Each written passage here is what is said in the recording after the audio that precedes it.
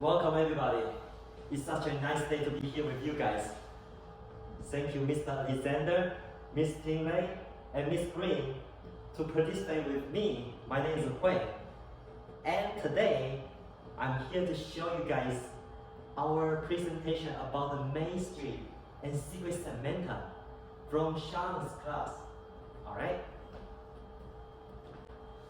Before we really getting started for the story, I want to introduce two authors who wrote those fantastic stories for us. The first man here, his name is Jacqueline Russo, who wrote Main Street for us. And for Secret Samantha, Tim Federal is a person who wrote the story for us. Both of authors are such amazing writer. They write so many nice stories for children. And now we are going to move on to our first story, Main Street.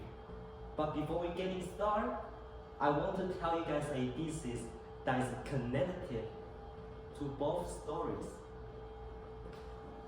Look at the screen, please. Thank you. Imagine you are the person who wears the green shirt and has no idea about the surrounding.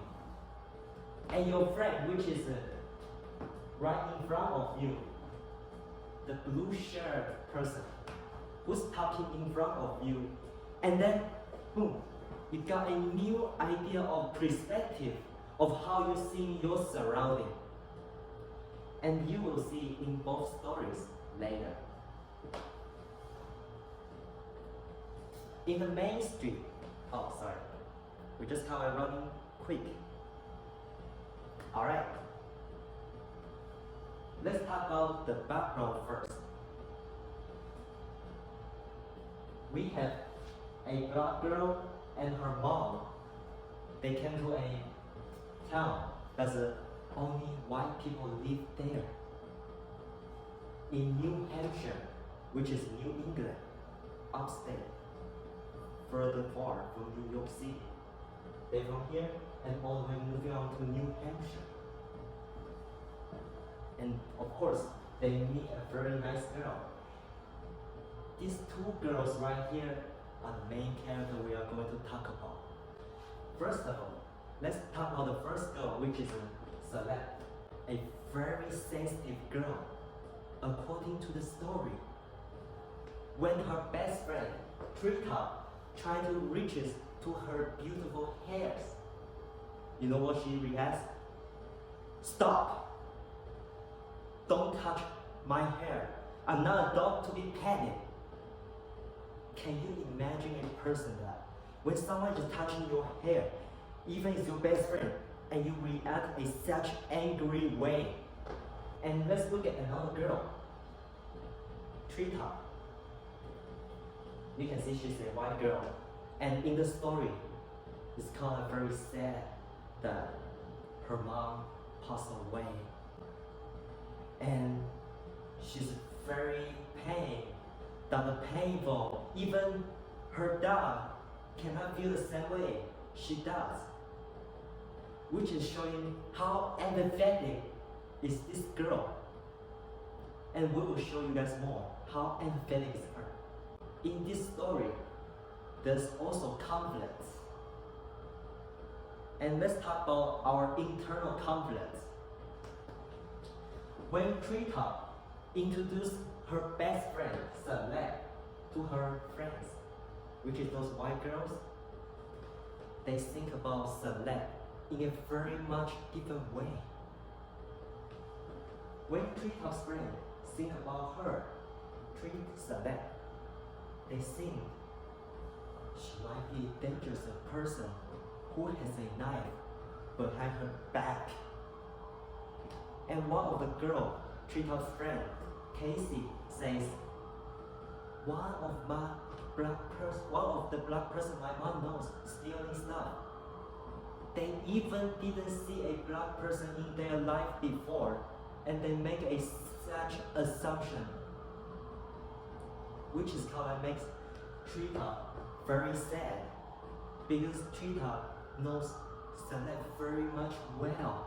She can play piano, especially Beethoven.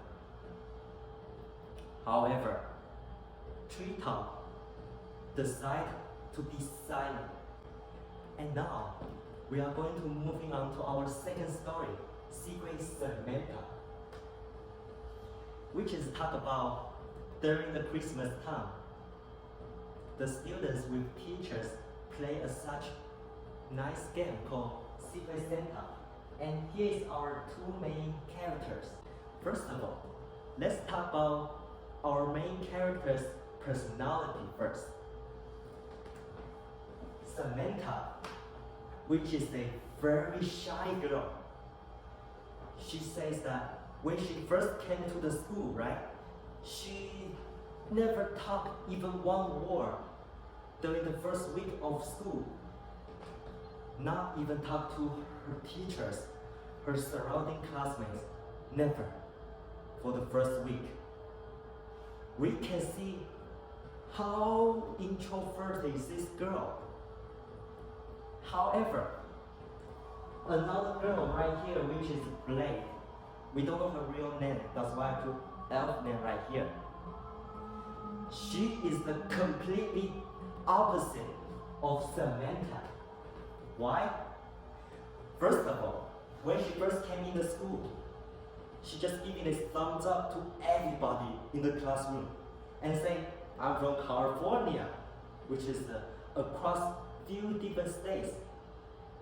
We can see that this girl, and she's also just very cool. She likes to show her personality. That makes her look like a very extroverted person. Of course, in this story, there is also internal and external conflicts.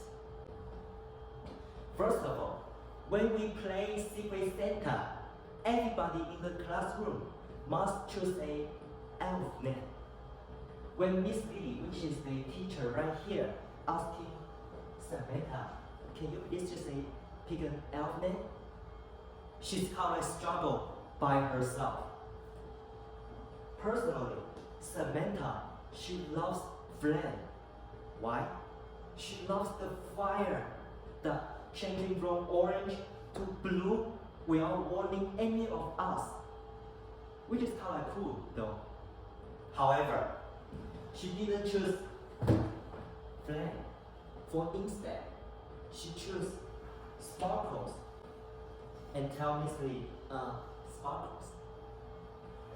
Which is, we can see, she's struggling by herself. Should I show my real lipstick or not? And when she said that, those boys right here making fun of her by saying sparkle deep jokes. And they also making fun of her when she tried to say, call me Sam, not Samantha. When she chose her name, Blake, those boys, of course, making fun of her again by saying blatant jokes and even make something assumption like saying she might have a past names like that. But she doesn't care. She instead to use a blank emoji face. And they stop. They completely stop. This is inspiring Samantha. She wants to be like that. And now, let's find connections for both of our stories right here. First of all, let's talk about Secret Samantha, we just mentioned. Because Samantha wants to be like Blake. She first time to convince someone. She says, my name is Sam. She tried so many times, but the boys making fun of her. She tried to her mom, but her mom even doesn't call her Sam, for instead to call her Sammy, Sammy. And look at the first story. Because of Celeste, Trita first time realized how racism is her town, and that giving her a new perspective of how she's seeing her town, which makes her to make a huge decision. She wants to celebrate Celeste's birthday when they both got 18 years old. She wants to live there, to New York. We can see that both stories' characters, Samantha and Trita, are dynamic characters. And you might say, those two stories are very special cases. I want to say no. They can make such great connection with outside source. The outside source I read, which is called What is Othering? It's basically talk about what I just told you guys. That othering can be based on many different of identities. We already talked about race. It can be your gender, it can be your sexual orientation, it can be your outfit as well. You can see how dangerous of this. You don't know this person, and you just see their characterization to make assumption. Without getting to know them, this is a huge mistake for us. And finally, when I read these two stories, I was getting in touch very much, to be honest. Personally, I also has been othering a lot. When I was in China, in my childhood, I don't have long hair because I want to cover my scar, which is right here very big. Every time I go to school, those students, they try to make fun of me by saying, "Look at you, you have 3 eyes because of here." Every time I see my classmate, I gotta do it like this because I don't want them to see my scar or my forehead. And I feel like I lose a lot of connection with the people. I hope there's no more othering, because the world can be such amazing if you really getting to know each other. And I very appreciate that. Thank you so much for 3 of you participating for my presentation. Thank you.